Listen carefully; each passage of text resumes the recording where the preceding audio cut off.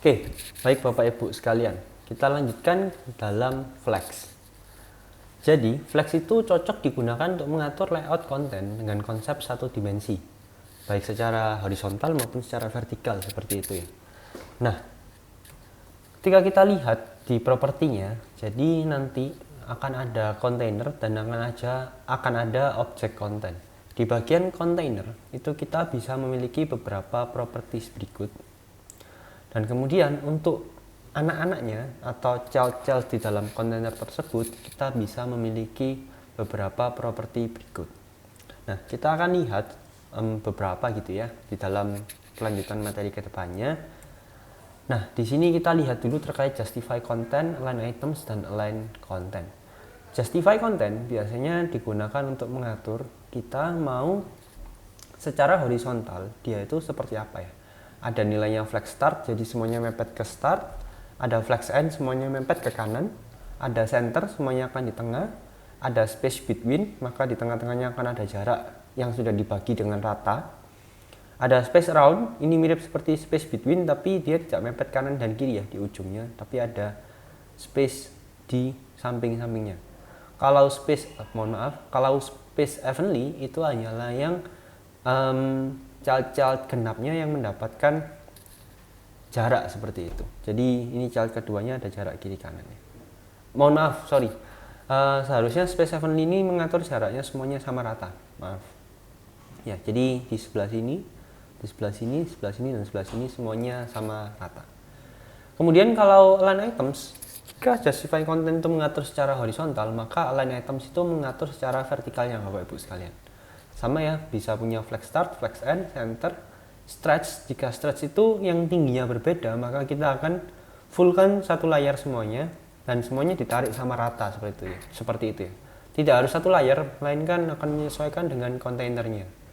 Kemudian ada juga baseline. Baseline ini tinggi dari childnya akan tetap berbeda, tapi tulisannya semuanya akan dimulai dari titik yang sama seperti itu.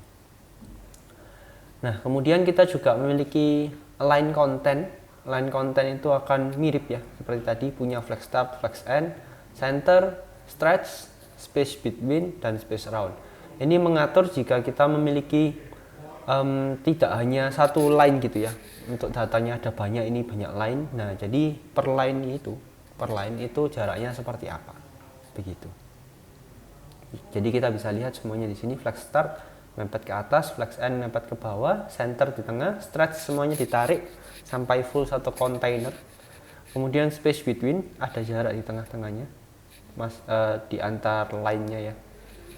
Kemudian ada space around, ini semuanya punya jarak di samping-sampingnya, seperti itu.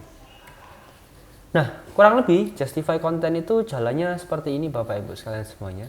Dan perlu dicatat bahwa justify content ini nilai flex directionnya yaitu row. Jadi dia akan mengatur satu row. Dia akan mengatur secara horizontal atau x-axis. Nah, namun jika kita mengganti flex directionnya menjadi kolom, maka justify content itu akan bekerjanya secara vertikal Bapak Ibu sekalian. Jadi dia akan mengatur kolomnya, bukan lagi baris melainkan satu kolom. Seperti itu. Jadi kita bisa lihat di sini jika sebelumnya flex start itu mengatur horizontalnya mepet ke kiri, satu row, satu baris.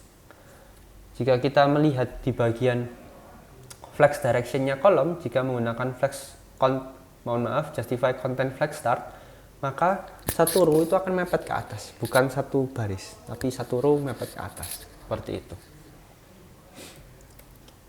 Nah, kemudian ada juga align item yang tadi sudah sempat dilihat. Align items itu digunakan untuk mengganti atau mengatur alignment dari flex item yang ada di dalam kontainernya tadi itu dalam cross axis, bisa y axis, biasanya kan y axis ya secara umum di sini line items secara vertikal.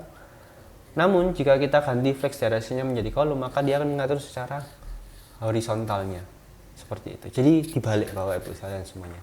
Nah, kita bisa lihat perbandingannya di dalam tabel ini seperti itu. Oke, kita sebentar lagi akan masuk ke masalah 1 dan saya potong dulu videonya di sini.